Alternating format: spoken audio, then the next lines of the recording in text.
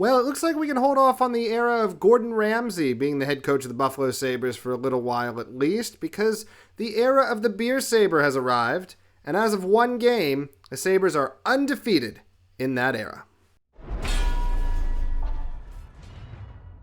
Hey all, I'm Chris, this is the SaberCast, and today we got a nice Sabres win to talk about, but I'm still not happy. It's rare you can say that a team wins 9-3, your team wins 9-3, and you're still not happy about it. And yeah, this has nothing to do with the Sabres' effort or performance in this game. I thought their effort and their performance in this game against Chicago was just fine. It was very good. They played a very, very good hockey game. They deserved to win. That's not my issue. My issue is, where was this when we really needed it against Calgary? And because we didn't have it against Calgary, we have Carolina coming in on Sunday afternoon. That's a game we're probably not going to win, if we're being honest, right? So we could have already wrapped up this 6-point homestand and be very, very content with where we're at. We would have been right back where we need to be in the kind of the playoff race. We'd be back in the blender, as you could say. And we'd have a shot to get points number 7 and 8 and have a perfect homestand coming up against a very good hockey team. But now as it stands, we only have 4 points, and we have to find a way to get to 6 against the best team in the Eastern Conference. That's what not showing up does to you. It puts you in a bad position like this. So I'm very, very pleased with the Sabres win, but we have to not let them off the hook for the bad performances, because that's where the issue lies with this team. This team is very capable of doing what they did tonight and doing what they did against Edmonton. This team is more than capable of doing it on almost a nightly basis. They are very, very talented in a lot of respects. There's a lot of talent on this team. There's a lot of ability on this team. I have said that from the very beginning of this season. But if they cannot do these types of performances consistently, then we're not going to go anywhere. And the rebuild that we've been dancing around and talked about off and on when they've been bad is going to proceed full speed ahead at some point here, because they're not going to be able to string enough points together to put themselves in a competitive position. You can't rely on beating teams like Carolina, like they're going to have to do on Sunday, to make this a productive homestand. So I'm very happy with the win, and we're going to get into the win, and I'm going to say a lot of good things about a lot of players in this game. But I don't want to give anybody the impression, before we get into this, that I am letting this team off the hook for their performance against Calgary. We cannot, as fans, we have to hold them to a higher standard, and we have to push them until they decide they actually want to achieve what we've been talking about, full consistency in these games. So let's get into the action on Friday night. We're going to go from heading into the game to the game itself. And then we're going to take a look at kind of where we are in the standings and what the situation has to be as Carolina is approaching. But let's go back in time a little bit to before this game against Chicago. So coming into this game, we are down. We just lost to Calgary. We gave up 4 goals in the third period after getting it back and tying it at 2. It's probably the low point of the season for all of us, certainly for all of us fans. That's probably the low point of the season, right? The good news was coming, though. The good news is that Jason Zucker was coming back to play in this game. And for me, the happiest news I ever heard, Mason Geertsen left the building. He's placed on waivers, and he did, to nobody's great surprise, clear those waivers, and he now will be playing for the Rochester Americans. And Geertsen has a wonderful statistic. That statistic being that his average ice time in his 5 games this year was 4 minutes and 7 seconds. You may as well not even dress a forward at that point. And I understand he was here to be physical and fight people and do all of that. He can't skate at an NHL level, so it doesn't matter. He can't skate well enough to protect his teammates, so just get him out. And he is out now. And that opens the door for Jason Zucker to re-enter the lineup, which he did. Also, good news about Zach Benson. He's listed as day-to-day. There was some rumblings that maybe he would get into the game against the Blackhawks. Ultimately, he did not. He ended up helping out in the MSG booth in the second period. But there's still rumblings that he could be back for the game against Carolina this weekend, which would be a big boost for the Sabres, however you look at it. Now, it'll be very interesting to think about what they do with him because the top line right now, Thompson, Tuch, and Doan, is going. On the second line right now, with McLeod, Zucker, and Quinn, looked very good in this game, as we'll get to. So where do you put Benson? I don't know, but you're going to have a lot of options for what you do with him, and it could even open up a productive third line as well. So I don't quite know what the vision's going to be, but I think the Sabres have a lot of options when Benson does come back. But in this game, Zucker was back, and that was great news. And the other good news in this one was that you're getting the Blackhawks on a back-to-back. Now, the Sabres have had a lot of experiences with these back-to-backs, and usually they have not gone in the Sabres' favor. But in this particular case, on this particular back-to-back, you were getting a team in the Blackhawks who was coming off a really disappointing loss of their own. On home ice on Thursday night, the Blackhawks held a 2-0 lead going into the third period with a 21-15 shot advantage over the Seattle Kraken. In that third period, the Blackhawks were outshot 12-3, and they gave up 3 goals and ended up losing that game in regulation 3-2. Still, the Blackhawks were coming into this game playing above all expectations. They were sitting in the last playoff spot in the Western Conference, that second wildcard spot. That is a spot that nobody on this planet had them sitting. A lot of people thought they were maybe going to be better this year, but a lot of people also thought that Blackhawks rebuild had stalled out. But they are proving people wrong with their play so far this year. So this was not going to be a cakewalk for the Sabres, however you drew it up. At least nobody thought it was going to be a cakewalk for the Sabres. The Sabres, obviously, they really wanted to play a game that was going to be a bit of a statement, saying we are better than what we showed in that game against Calgary. Well, they darn well better be better than that. And fortunately for us, they came out in the first period and they made a statement. At least they tried to. The first 10 minutes of this game, all Sabres. The Blackhawks had one really good early opportunity where they got a puck deep against Timmins and Byram, who had both been caught up ice. But the Sabres were able to deal with that opportunity and keep the game 0-0, and they grew into the game, and they were able to get a really nice shot advantage going. That in early power play, they generated a lot of good looks and actually generated 3 shots on the power play, which is a massive number for the Sabres team.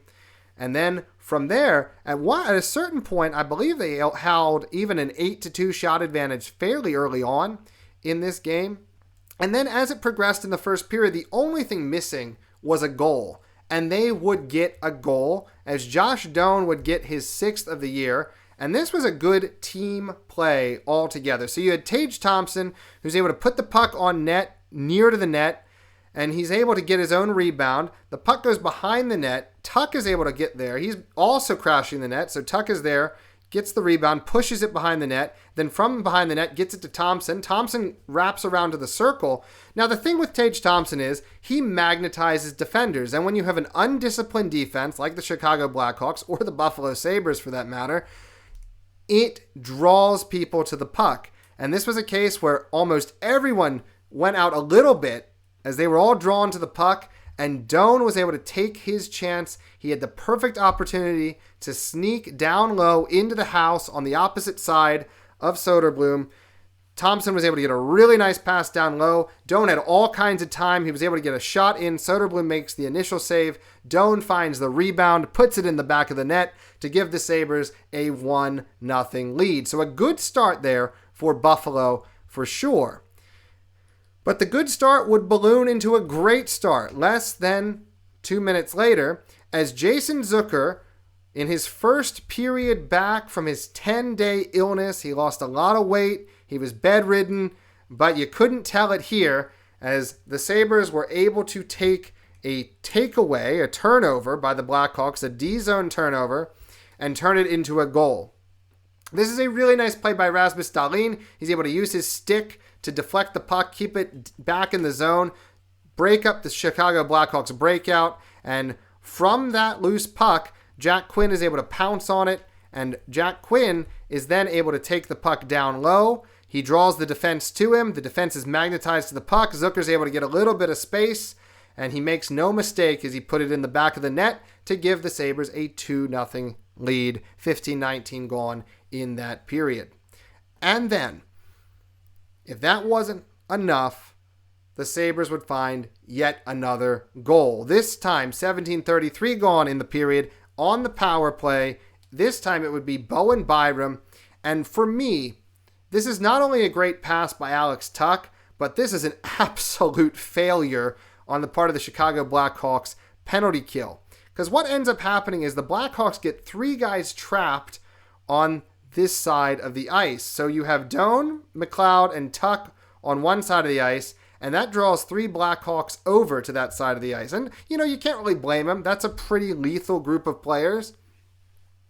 So Doan gets it down low. He gets it to McLeod. McLeod throws it back up to Tuch. Everybody is caught on that side of the ice. There's only one Blackhawk on the other side, and he's playing between Power at the point and Bryson in the circle. And I will also say for him, he does a terrible job picking up anybody, that Blackhawk. Byram is able to just sneak down low by himself. There's nobody around, and it's going to take a great pass by Tuch to get him the puck. Tuch delivers that pass, makes the Blackhawks pay for their undisciplined power penalty kill defense, and gives the Sabres a 3-0 advantage.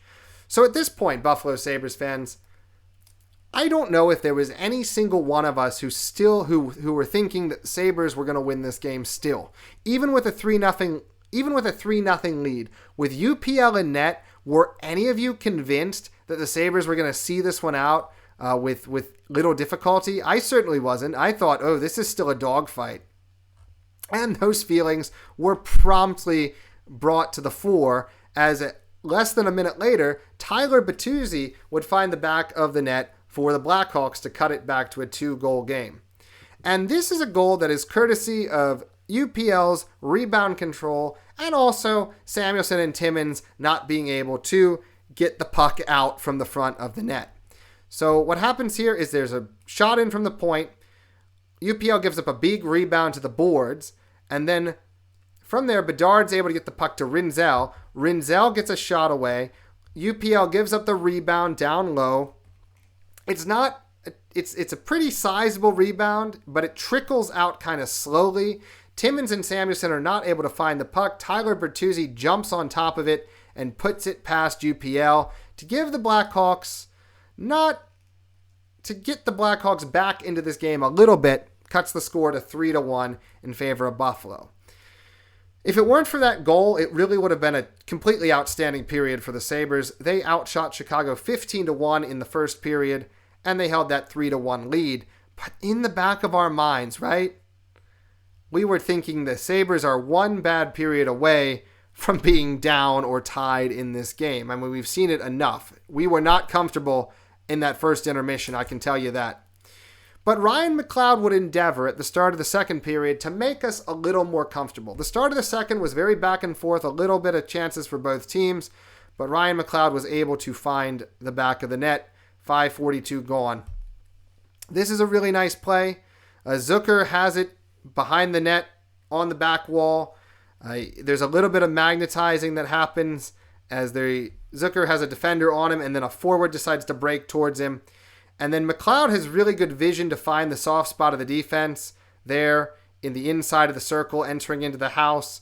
And Zucker is able to get the puck to him. It's a really nice pass off the boards to McLeod. And McLeod, from that position, really no defenders there to bother him as they had all been drawn out of position by puck watching, is able to find the back of the net and make it 4-1 in favor of the Sabres. But this, again, the Chicago Blackhawks defense, incredibly undisciplined in this game, and full marks for the Sabres for taking advantage of it, and full marks for the Sabres for getting in position to score these goals. You take what the opponent gives you. Sabres made this happen with their skating ability, but it was one of those games where, and the Blackhawks and the Sabres have not gotten a lot of goals this season off of defensive lapses, but a lot of their goals tonight were off of the Chicago Blackhawks just kind of running around, chasing the puck, watching the puck. Honestly, it looked like some of the performances, some of the mental errors that the Sabres often make, we were seeing on the other side tonight, which was kind of a nice change of pace. So at this point, it's 4-1 Sabres. You're thinking, okay, we're back to 3, but we're still not comfortable. But known sniper Mattias Samuelsson would endeavor to make us a bit more comfortable only 8 seconds later. So you have the draw off of the goal. It is won cleanly by the Sabres. Bryson sends it down and around the zone. Isak Rosén picks it up on the half wall, gets it to Mattias Samuelsson, who walks it towards the center point and takes a little wrist shot, which gets through everybody, including the goalie. Mattias Samuelsson, his 5th goal of the season through only 21 games. Basically, he's on pace to be a 20-goal scorer this year. If that happens, I will eat my sweatshirt. But for right now, we'll take it. And it gave the Sabres a 5-1 lead. And I think at 4 goals, we're starting to feel a little more comfortable. And then the next 10 minutes would happen. It would be kind of back and forth. Not too many chances for either side. Until the Blackhawks would navigate their way back into this game. Courtesy, again, of UPL not being able to pick up a shot. So the Blackhawks get one of their rare cycles in this game going. They're able to cycle the puck around the zone. Green is able to find Vlasic at the point. And from there, Vlasic is able to fire just a little wrist shot.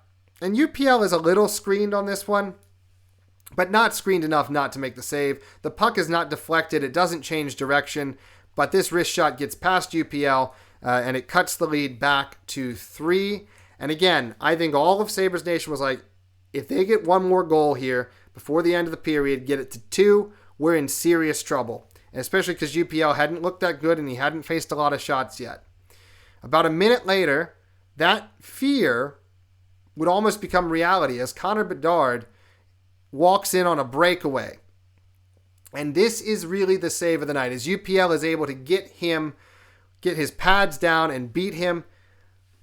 As UPL is able to get his pads down and beat him on the right post and deny a goal. One of my enduring memories from this game, and probably it'll be my enduring memory of UPL, is he makes this great save. The puck is laying literally in front of his face, right under his glove, and he cannot find it. It is right there. And just seeing him laying there on the ice, puck is right in front of him, and he can't pick it up.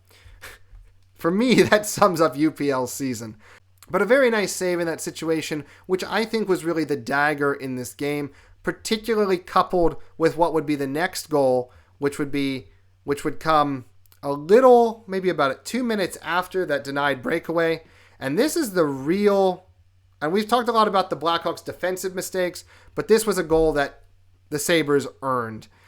This is a situation where Tage Thompson has it in his own end on the back wall. He's able to get it around to Tuck. Tuck, tied up, is able to get through his man, push it ahead to Dahlin. Dahlin is able to get it up to Doan. The Chicago defense had been cheating a little bit, so Doan had a step on the last defender. This puck gets up to Doan, and Doan is able to, from there, beyond the last defender, walk it in on Soderblom and beat him to make the game 6-2 in favor of Buffalo. And I want to talk a minute, this top line, with the exception of the Calgary game, even then they were able to find the back of the net as far as Tage Thompson was concerned. But this top line, since they put them together, Thompson, Tuck, and Doan, has been a really, really good unit. Doan complements those two very well because he's not afraid to get after the puck in all areas of the ice, and he's willing to go to the net, something that Thompson isn't always willing to do. Tuck is really good defensively, so he's able to make plays in the defensive zone and kind of start rushes as he did here. And then you add Dahlin into that mix, and there's a lot of offensive ability and enough defensive ability to carry this team when those guys are out there. And that's why I think it might be a question. I don't necessarily think they put Benson back on the top line when that unit is playing so well. I don't know exactly where they'll pencil Benson in, maybe the second line, and then they readjust the third line. Maybe they put the Quinn and the kids back together. They reassemble the kids line and put Benson there on the second line with McLeod and Zucker. I think that has the makings for a very good line as well. That's kind of what I would like to see. Put Quinn back down with the kids and go from there. The second line, though, was very good tonight as well. They managed to get some goals. We'll see some of their handiwork in the next period. But as things stood after this second period, the score was 6-2 in favor of the Sabres. The Sabres were out shooting Chicago at this point, 23-13. And for us, it looked like it would be a pretty easy romp for the rest of the game, but you can't ever take your foot off the accelerator, and the Blackhawks would make it a game once again, only 24 seconds into the third period. This is the one goal I'm not going to be able to blame UPL for. It's going to be a power play goal for Tyler Bertuzzi as he would pick up his second of the night. Bedard gets a shot in from the point, and Bertuzzi deflects it past UPL to make it a 6-3 game. This is a case where you have, even though it's a power play goal, even though the Sabres are shorthanded, you have Samuelsson and Timmins who are dealing with only one guy in front of the net in Bertuzzi, and neither player is really able to box him out or shut him down. There was no other player on the Blackhawks who was threatening. The Sabres have pretty good shape, pretty good position. There is no reason why Bertuzzi should have his stick free in that situation to be able to get a deflection. So that's a goal where I really have to put it on Timmins and Samuelsson. Somebody has to do a better job in that situation of tying up the one man in front of the net. There was no other pressure coming. So really, in my mind, there's no excuse for giving that one up. But fortunately, the Sabres would have a response in them yet again. A minute 30 later, Tage Thompson would score a very, very nice goal. But this is another case where the Blackhawks commit a turnover, trying to break it out of their defensive zone. They go for a home run pass, which Alex Tuch intercepts. And off that interception, Tuch is able to try to bring it into the zone. But this is a really outstanding play. So Tage Thompson is full speed ahead, heading into the zone. Tuch does not have his feet moving quite yet, but he's close enough to reach the puck across the blue line before Thompson hits it, which prevents the offsides. And because he prevents that offsides, he's able to bring the puck into the zone and then hit Thompson, who had gone below the circle, and he's able to cut back in towards the net and get it past Soderblom. This is one of the goals I think Soderblom's going to really want back because he opens up the 5-hole really early on this one, and against a player like Thompson, that's like just giving up a goal. Thompson would pick up his 11th of the year. He's on a pretty good run of goal scoring right now, and hats off to him. Ever since that Utah game, he has really seemed to take it upon himself to play better and find the back of the net. Calgary game, he still had a goal, even if it wasn't his best game. But finding ways to impact the game, he's really stepped up to a large degree since the game against Utah. And then, going to have to finish this goal parade somehow. There's 2 more goals left to get to. The next one came at 7:07 in the third period. This would be off of the second line. And this would be a rare, thus far this year, item for Jack Quinn. But this goal is really set up by Bowan, Byram, and Jason Zucker. Zucker gets it to Byram as they try to head up ice here. So McLeod with the outlet. Zucker gets it to Byram as they head across center. Byram finds Quinn. And then Byram and Zucker do a really good job of crashing into the net area, which kind of sucks all the 3 Blackhawks defenders who are back in towards the net. And what that does is it opens Quinn up as he's higher in the zone, and he has a lot of time and space, and he makes no mistake getting the puck past Soderblom. Quinn still has a shot. He just has not been able to use it very much recently. But a good wrister to give the Sabres an 8-3 lead. And there would be one more goal in this game. Certainly this one would be a collector's item. A Jacob Bryson goal with assists from Jordan Greenway and Beck Malenstein. Not a goal combination you're going to see very often, but in 9-3 games, strange things tend to happen. Owen Power gets it to the point. Greenway takes a shot. It gets kind of deflected and goes off Malenstein. Malenstein able to shimmy this puck ahead. And then Jacob Bryson pounces on it, and he unlocks all of his moves and just goes to town with the dekes on Soderblom, able to get it into the back of the net. A real collector's item for him.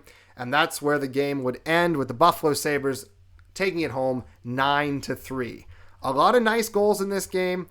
Shots were pretty academic in the third period, but it finishes in favor of Buffalo, 30 shots to 23 shots. And just a good overall offensive performance for the Sabres. You got to give a lot of credit to everybody for finishing their plays, to the team for skating hard.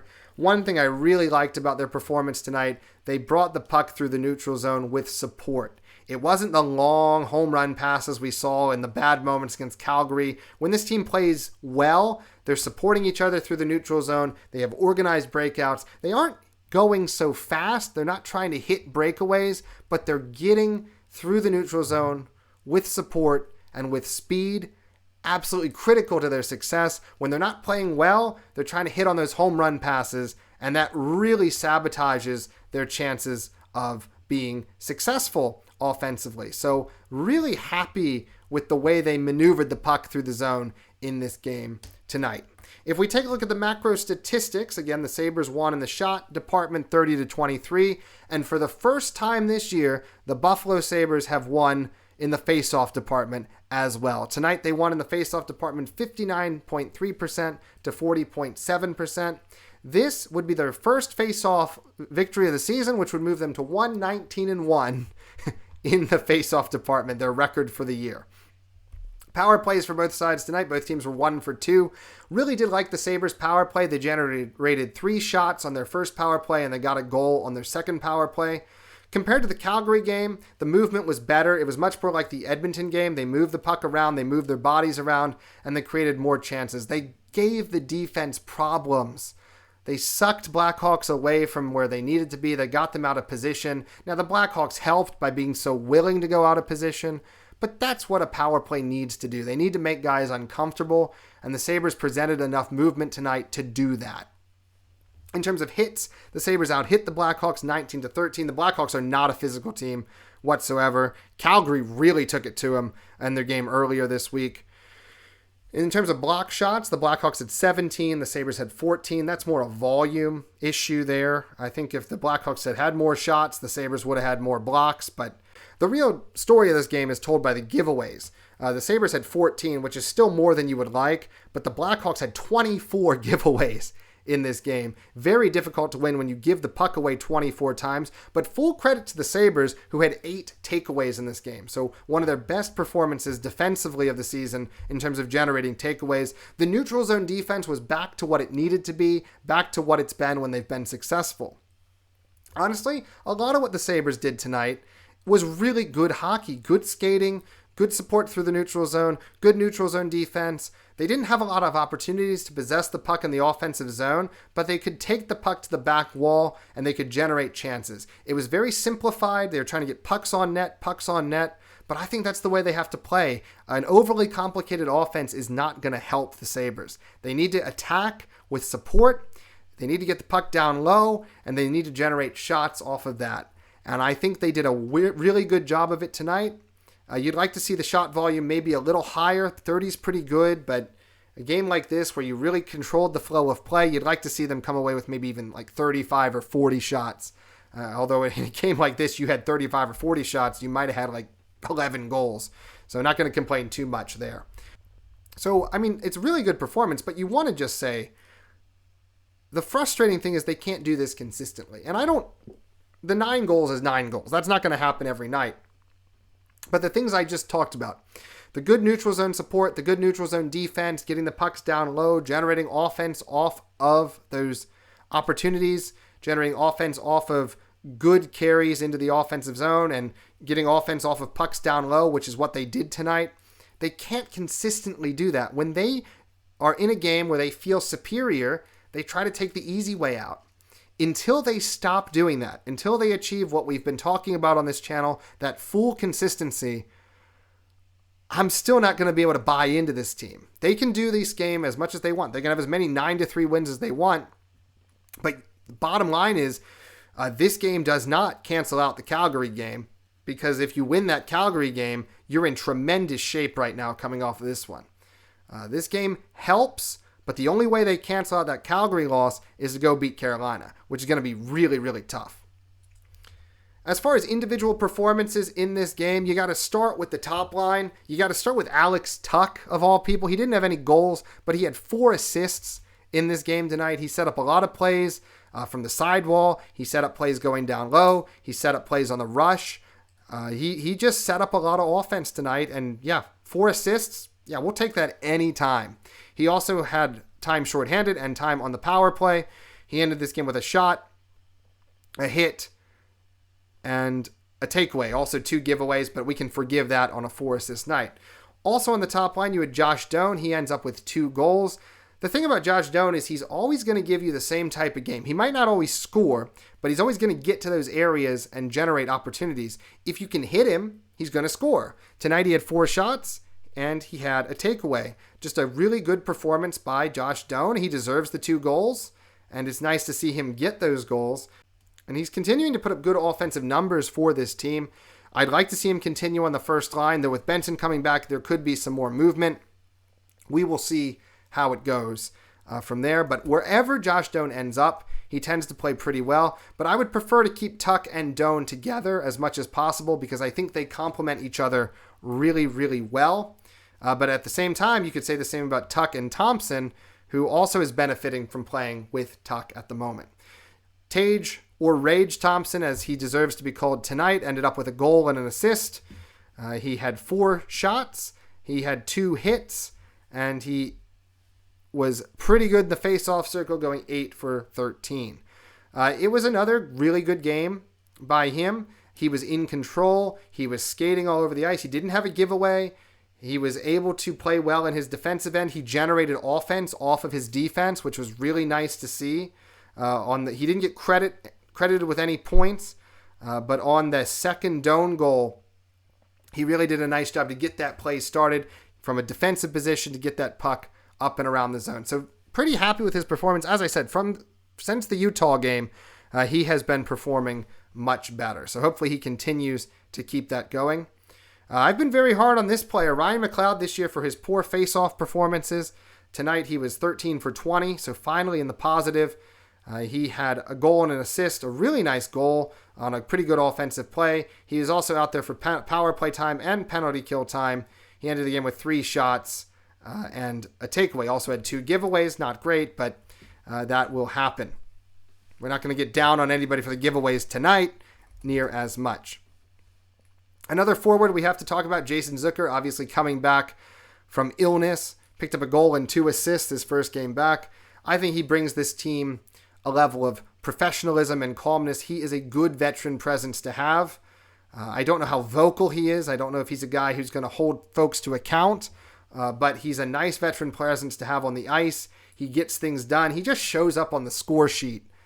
So good to have him back, and I think he makes this team much deeper in that he helped us create a true second line that can score in this game, and it kind of gave the Sabres an extra dimension that they needed. It was just too much for a tired Blackhawks team to have to handle 2 dangerous lines. So it's not going to go that easily every night, but I think against the Blackhawks, this was a really tough situation for them to deal with in this case. Special shout out here to Noah Ostlund, who Ostlund playing down in the lineup now on a line where he's being asked not to be an offensive presence, to be more of a defensive presence. He played 14:31 tonight. He did get 2 minutes on the power play, but he came up with 3 blocks in this game, which is tied for the team lead with Connor Timmins. That's what you want to see. Also, Isak Rosén also playing down in the lineup tonight. He ended up with a block as well.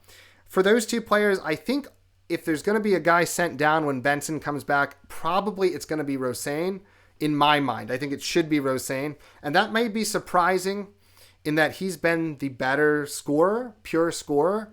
But I think Noah Ostlund gives you a more complete hockey player, a guy who can generate assists, goals, and play defense as well. Also, it helps greatly that Ostlund is a center, even though he is not very good at winning faceoffs. That's a position we're not very deep on, so I could very well see when Benson comes back, Isak Rosén going down. It might not be fair, it might not be right, because he's played so well, but you're going to have to move someone here, and I can't imagine it's going to be anyone other than one of those 2 guys, and I would prefer to keep the more complete hockey player in Ostlund up. And we know what Rosén is. We know he's a scorer. He's proven this year he can score at the NHL level, so that might be enough to get him a contract for next year and get him a spot on the team next year. And he might get him called up later this year if we need score or we want to change some things around. I could see that. He certainly made his case now for an NHL role, but I think where the team is right now, Noah Ostlund is the better guy to keep because I think he gives you the more consistent presence and he can do more things on the ice. So that's where I am with the forward group. With the defensive group, I got to spend a little bit of time in the bad zone here, and I got to talk a little bit about Connor Timmins. Now, Connor Timmins started this year off very well, I would say. The first few games he was back, he was solid. In the overtime loss term of this season, I think he was one of our best defenders. He blocked everything. He played very well. He was very reliable. But kind of since the road trip, since that first game in Carolina and then back on this homestand, his play has really fallen off. He's struggling to possess the puck in his defensive zone. He has a lot of turnovers, a lot of bad passes. He's not been as physical in front of the net. I think he just needs to get a bit of a refocus. To put things in perspective, tonight the Sabres scored 9 goals. The Blackhawks scored 3 goals. And Connor Timmins ended up -1 in this game. There were other plus minuses of 0, but Timmins is the only minus in a game where his team scored 9 goals, and only one of those goals was a power play goal. That does not speak too well to his overall performance in this game tonight, and I took a peek at the advanced statistics. He's very much the lowest rated player on the team tonight as well. He had 2 giveaways in this game. He did block 3 shots, 2 giveaways, 18:02 of ice time. Bowan Byram was a pleasant surprise in this game tonight, though. He came up with a goal and an assist, had 2 points, 4 shots, which tied for the team lead, and 2 blocks. His goal was a really nice offensive movement. I think with Byram, he's really dependent on his partner. I think when he's with a good partner, he's going to look a lot better. And when he's with a not-so-good partner, he's going to look worse. At times, he's with Timmins tonight, which maybe is not the best partner for him.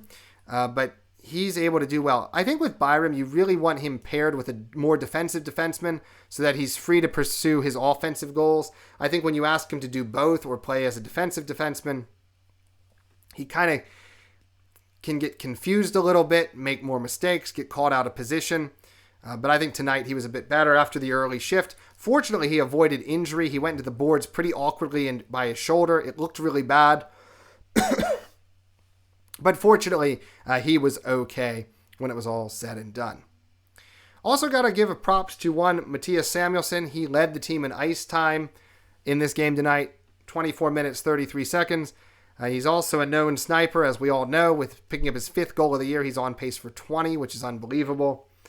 Also, looking at his just advanced stats, he's one of the highest rated players in the whole of the NHL defensively. He's really, really putting on a show through the first quarter of this season. His partner, Rasmus Dahlin, picked up 2 assists in this game, only had 2 giveaways. He was more under control tonight, much more stable, and he gave the team a good stable presence when he was out there on the ice. So really good night for him. Owen Power ended up +4 on the night.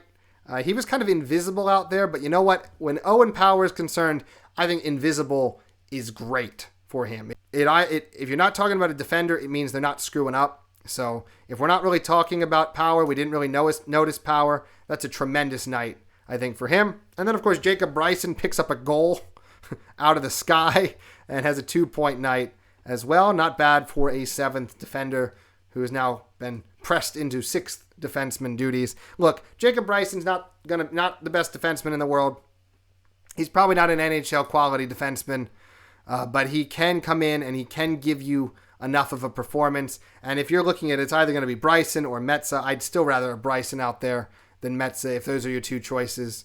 If you're not going to call up Johnson and you're not going to call up Zach Jones, then if you're not going to do those things, then I'll take Jacob Bryson over Zach Metsa any day of the week.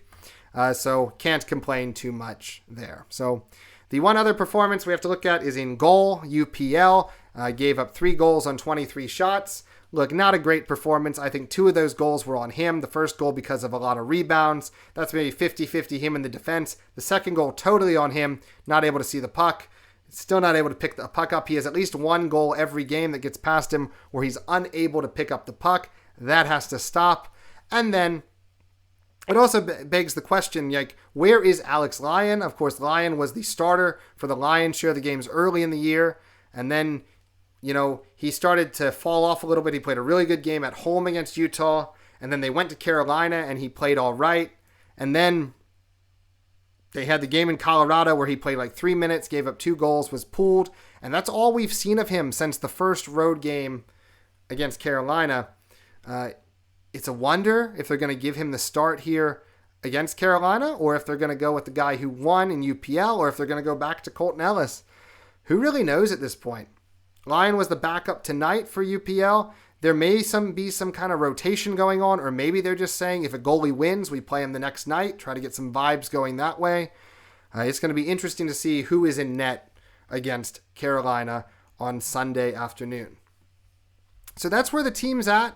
That's where the players are at. Pretty happy with most of the performances in the game tonight, but I just want to see these guys be more consistent with their performances. The games against St. Louis and Calgary have shown these guys are not consistent, but they have also shown enough in other games that they are clearly a team that is capable of doing really good things out there. They just haven't been able to do it on a nightly basis. If they can find a way to string some good results together, the team can still go places. I know that's strange to say. We've been dancing around this issue all year, whether to blow up the team or whether this team can make the playoffs. We're going back and forth, back and forth. Two things can be true. If this team continues to play inconsistent and bad and just awfully, yeah, you got to blow the thing up because they're never going to put it together. These guys have been here long enough. They should not be having these consistency issues. But then if they can put it together and they can string a few wins together, get back in the playoff race and make the playoffs, maybe they deserve a shot to stay together if you can keep them together another year. Now that remains to be seen if you can keep all the guys here. Even a playoff appearance might not be enough to do it.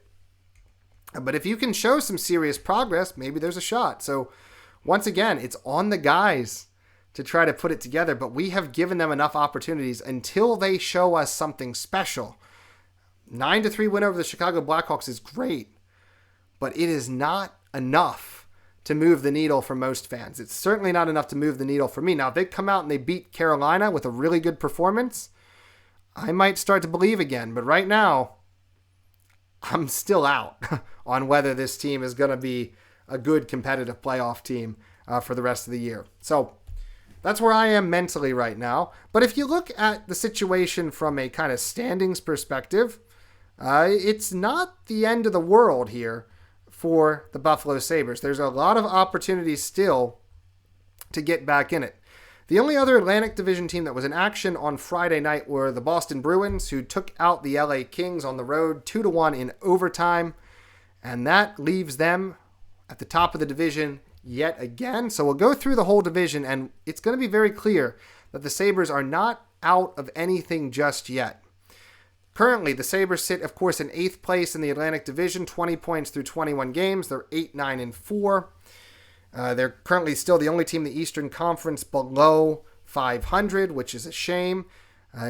Their goal differential, they have 67 goals for, 74 goals against, minus 7 goal differential on the year. The team directly in front of them, the Toronto Maple Leafs, who are 9-9-3. That's 21 points through 21 games. So the Sabres are only a point back of the Leafs as things stand now.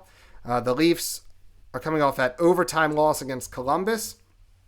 Their goals for, 72, goals against 77 for a minus 5 goal differential.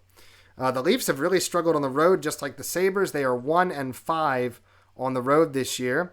And the Leafs have already played, this is a bit surprising, they've already played 15 home games on the year. So they're coming up on the halfway mark for their number of home games. Probably much like Buffalo, they're going to have a lot of road games to play in the middle part of this season.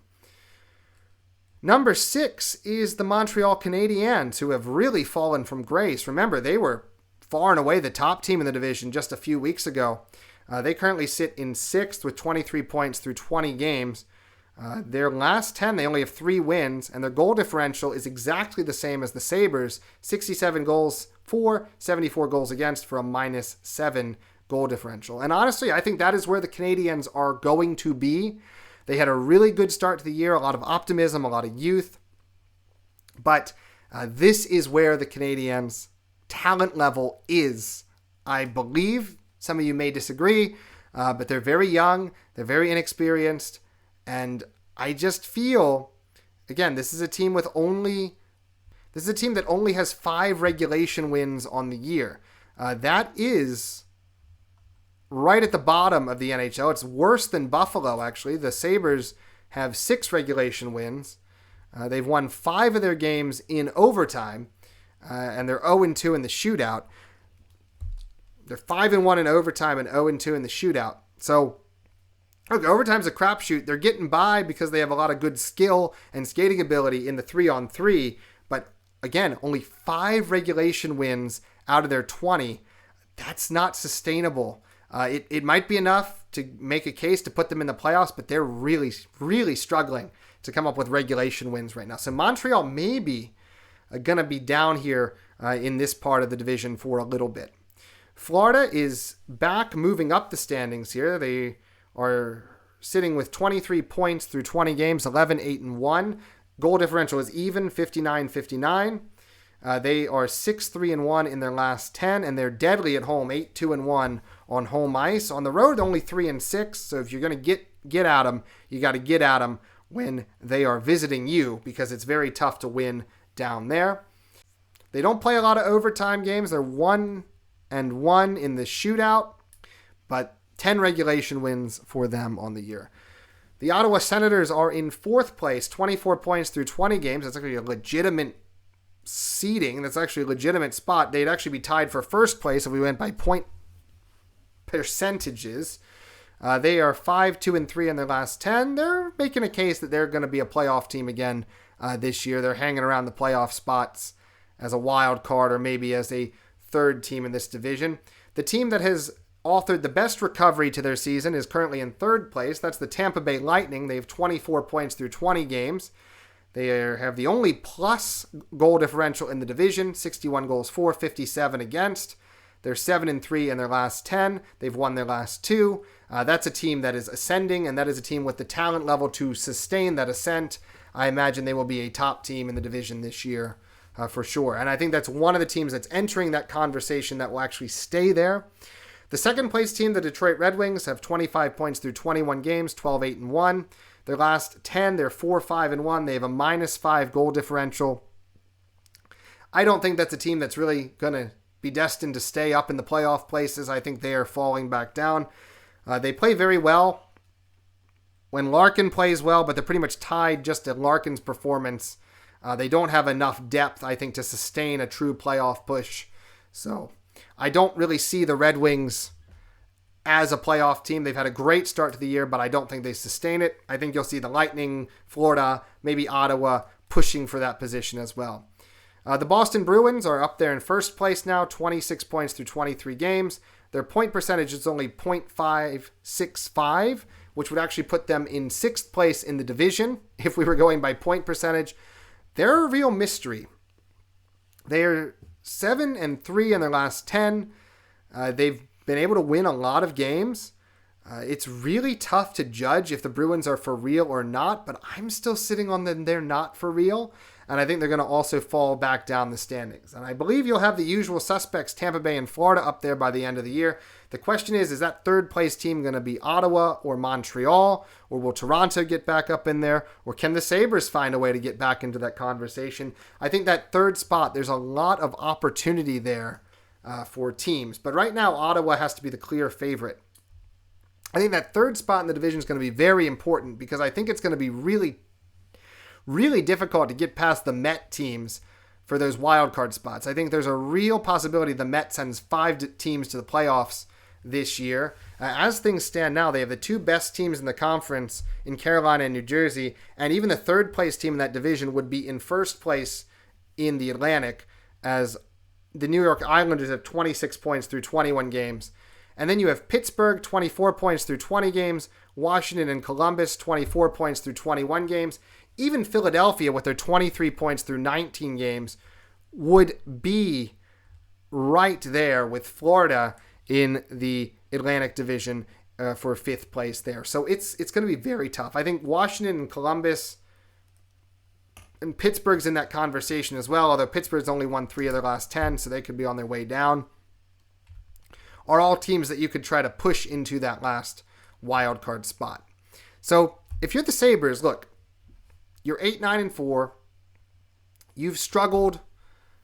You've dropped 2 games against St. Louis and Calgary that are just abhorrent games to lose. If you had won those games, you'd be right up there with Tampa Bay and Ottawa. They'd be ahead of you because they'd have a game in hand, but you'd be right up there with those teams. As things stand now, though, you're still only 4 points out of a playoff spot, even though that team, Tampa Bay, has a game in hand, so maybe potentially 6 points out. That's still doable, but you gotta find a way to get points against Carolina because you really can't afford to drop those points. You really can't afford to have only gotten 4 points through this 4-game homestand. That is not going to be good enough, and you're going to ultimately lose position if you do that. There are a lot of games tomorrow that we as Sabres fans should be following. There are a lot of games tonight, that we as Sabres fans should be following. The Blue Jackets are taking on the Red Wings. You have the Maple Leafs taking on the Canadiens. Edmonton is at Florida. You have the Lightning heading to Washington to take on the Caps. The Ottawa Senators are visiting San Jose to take on the resurgent Sharks. All of those games have big implications right now in terms of points, and you gotta hope that maybe for once things break a little bit in our direction and we'll have an opportunity heading into that game against Carolina to maybe claw our way back a little bit. Certainly it'd be nice to get past Toronto and not be the last place team in the division for a weekend. That would be a nice thing.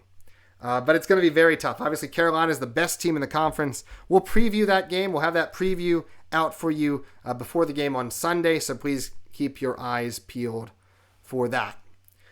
So that's where I am with the Sabres right now. I'm very pleased they got the 9-3 win. That is fantastic, but that loss to Calgary still stings, and I do not believe that this team is going to be consistent. Until they can prove me otherwise, until they can prove me wrong, which I hope they do desperately, I don't have much belief right now that these guys can replicate what they did tonight against a very tired Blackhawks team. So that's all I have for this one tonight. What did you think about this game? Did you enjoy this 9-3 romp? Do you disagree with me? Do you think maybe the Sabres are back and can sustain this? Or do you think the Sabres were just a flash of the pan tonight and they will go back to normal as soon as possible? Should we still blow things up? Or should we think about being back and trying to get into a competitive position with the guys we have now? What do you think about it? Please leave your thoughts down in the comments below. We will talk about it. If you enjoyed this video, please leave a like. If you'd like more Sabres hockey content, please consider subscribing to the channel. We'd love to have you, whether good or bad. We will try to either celebrate or commiserate together. So thank you all very much for watching. As always, go Sabres. Bye-bye.